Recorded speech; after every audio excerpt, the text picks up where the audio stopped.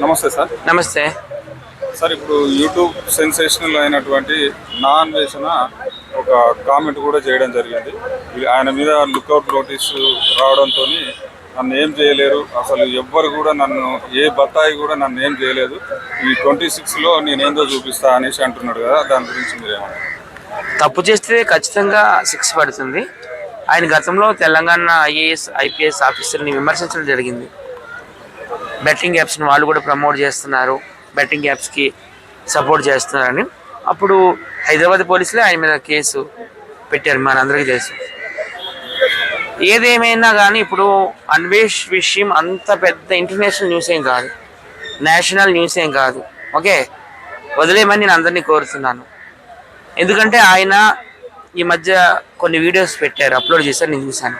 మన హిందువులకు సంబంధించిన భగవద్గీతని, రామాయణాన్ని అవన్నీ పట్టుకొని నేను పక్కా హిందువునని, వినాయకుడి బొమ్మలు, తర్వాత శివుడి బొమ్మలు అన్నీ చూపించి నేను పక్కా హిందువుని అని అంటున్నాడు. సో మారాడని మనం అనుకోవచ్చు. సో నేనైతే ఈ కేసు అంత సీరియస్గా ఉంటుందని నేనైతే అనుకోవడం లేదు. ఆయన వీడియో ఆయన చేసుకొని ఇవ్వనండి. ఆయన అయితే ఓపెన్గా చెప్పాడు. ఫస్ట్ ఏమో పిచ్చి పిచ్చిగా మాట్లాడాడు, అప్పుడు మేమంతా విమర్శించాము, ఉప్పల్ బాలు మేమంతా కూడాను.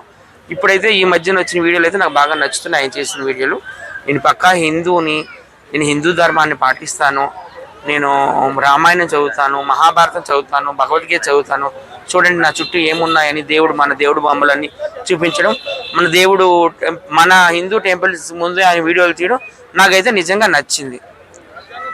ఏమైనా ఒకవేళ ఉంటే తర్వాత వాళ్ళు చూసుకుంటారు, కానీ ఆయన కోసం ఆ రోజు అదే మాట్లాడడం నాకైతే నచ్చలేదు. ఆయన్ని పర్సనల్గా కొంతమంది టార్గెట్ చేశారు కదా, వాళ్ళని ఉద్దేశించి అన్నాడేమో అని నేను అనుకుంటున్నాను. హిందువులను ఉద్దేశించేది కాదు, కొంతమంది మహిళలు ఆయన్ని టార్గెట్ చేస్తున్నారు కాబట్టి వాళ్ళని ఉద్దేశించి అన్నాడని నేను అనుకుంటున్నాను. మహిళలు అంటారు కదండి బత్తాయిలని. బత్తాయిలు మగవాళ్ళకు ఉంటాయా?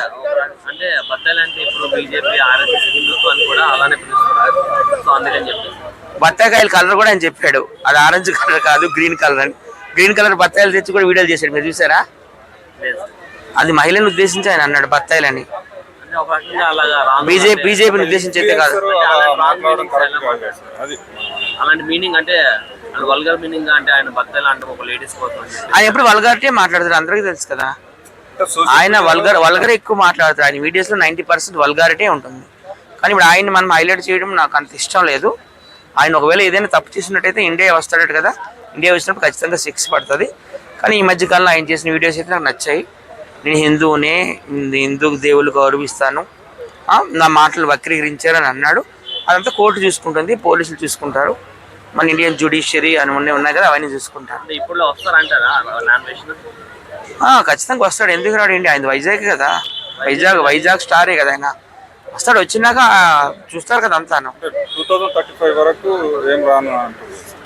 ఎప్పుడైనా రాక తప్పదు కదండి, ఎప్పుడైనా రాక తప్పదు. పాస్పోర్ట్ రెన్యువల్ కోసం 35కి వస్తా అంటే ఎప్పుడు వచ్చినా కానీ చూస్తారు. ఆయన చేసిన వీడియోస్ అన్నీ కూడా ఇక్కడ వాళ్ళు అంతా కూడాను చూసినాక ఏమైనా శిక్ష పడాల్సి ఉంటే పడుతుంది. అంటే ఐబొమ్మ రవిని అయితే త్వరగా మేము తెప్పించాము, ఇక్కడ తీసుకొని రప్పించామని చెప్పేసి సజ్జనార్ సార్ చెప్పారు. వాళ్ళటప్పుడు ఈ నాన్ వెజ్ కూడా తెప్పిస్తారా లేదా? ఆయన వచ్చి ఐబొమ్మ రవిని ఎవరు తెప్పించారని నేను అనుకోవడం లేదండి. ఐబొమ్మ రవికి మేమంతా ఫుల్ సపోర్ట్ చేస్తాం. ఎందుకంటే ఈ రోజుల్లో ఒక సినిమా చూడాలంటే పేద ప్రజలకు కావచ్చు, మధ్యతరగతి ప్రజలకు కావచ్చు, చాలా కష్టతరంగా ఉంది. ఠాగూర్ మూవీ చూసాడు కదా, చిరంజీవి ఏం చేశాడో అదే చేశాడు ఐబొమ్మ రవి కూడా. సినిమాని పేద ప్రజలకి, మధ్యతరగతి ప్రజలకి అందుబాటులో తీసుకొచ్చాడు ఆయన. ఆయన కోకటిపల్లి ఆయనకు ప్లాట్ ఉంది, ఆ ప్లాట్ అమ్ముకోవడానికి వచ్చాడు. అప్పుడు వాళ్ళ పిల్లల్ని పట్టించేసింది, పోలీసులు తీసుకొచ్చారని నేనైతే అనుకోవడం లేదు. అలానే పోర్ట్రేట్ చేశారు. బట్ అయితే ఇక్కడ సజ్జనార్ సార్ అయితే ఇప్పుడు నాన్ వెజ్ అలానే తెప్పిస్తారా మరి? అక్కడ ఏదైతే కంట్రీలో ఉన్నా ఆ కంట్రీ నుంచి ఇండియా రప్పిస్తారా మరి? లేదు, అంత సివియర్గా అయితే ఈ కేసు ఉన్నదని నేను అనుకోవడం లేదు. విదేశాల నుండి ఆయన తీసుకొచ్చి ఆయన కోసం అంత టైం స్పెండ్ చేసి కోర్టులు, పోలీసులు అంత సీన్ అయితే లేదు. ఆయనే చేసిన తప్పును ఒప్పుకున్నాడు. ఇప్పుడు నేను కూడా హిందూని అంటున్నాడు, హిందూ దేవుని పట్టుకుంటున్నాడు కాబట్టి. అంటే ఒక్కసారి ఇప్పుడు అనేటప్పుడేమో ఇష్టం వచ్చిన బండబూతులు తిడతాడు, దేవి దేవతలను, హిందువులని ప్రతి ఒక్కరిని తిడతాడు. తర్వాత సారీ తప్పైంది, నేను అట్లా లేదు ఇట్లా లేదు అంటే అది ఎంతవరకు కరెక్ట్ అని. ఇప్పుడు అతన్ని చూసి ఇంకో పర్సన్ కూడా అతని దారిలో నడిచే అవకాశం ఉంటుంది కదా. ఇతనికి కఠినమైన శిక్ష పడితే అప్పుడు ఏమన్నా ఇలాంటి వాళ్ళు ఇట్లా మాట్లాడకుండా ఏమన్నా తగ్గడానికి అవకాశం ఉంటుంది అనేసి ఆలోచన. ఆయన ఇండియా వస్తే ఖచ్చితంగా శిక్ష పడుతుందండి, పడదని నేను అనడం లేదు కదా. ఆయన వీడియోస్ అన్ని చూస్తారు, పర్యవేక్షిస్తుంటారు. ఆయన ఎక్కడెక్కడ తప్పు మాట్లాడో దానికి తగ్గ శిక్ష పడుతుంటుంది, ఖచ్చితంగా పడుతుంది. కాకపోతే ఆయన చేసింది ఏమి ఇంటర్నేషనల్ క్రైమ్ ఏం కాదని నేను అంటున్నాను. అంత పెద్ద క్రైమ్ ఏం కాదు. ఆయన విదేశాల నుండి తీసుకొచ్చి ఆయన కోసం అంత టైం స్పెండ్ చేసి అన్ని కోట్లు ఖర్చు పెట్టి ఆయన తీసుకొచ్చి బక్కలో వేయాల్సిన అంత తప్పు అయితే ఆయన చేయలేదు. తప్పు అయితే చేశాడు, దానికి తగ్గ శిక్ష అయితే పడుతుంది ఆయన ఇండియా వచ్చినాక. ఇప్పుడైతే ఆయన మారాడు, సంతోషం. ఇంకా మారాలని, మన హిందువులకు అనుకూలంగా వీడియోలు చేయాలని నేనైతే కోరుకుంటున్నాను. ఇప్పుడైతే ఆయన హిందువులకు అనుకూలంగా వీడియోలు చేస్తున్నాడు, హిందూ దేవుళ్ళని పొగుడుతున్నాడు, వినాయక నిత్యము చేతిలోనే పట్టుకుంటున్నాడు, అలాగే భగవద్గీత రామాయణ బుక్స్ అన్ని పట్టుకుంటున్నాడు. ఒక హిందువుగా నాకైతే సంతోషం. రాకేష్ మాస్టర్ అనేటప్పుడు అన్నట్టుగా మార్పు అనేది ఎప్పుడొకప్పుడు ఒక మనిషిలో రావాలి.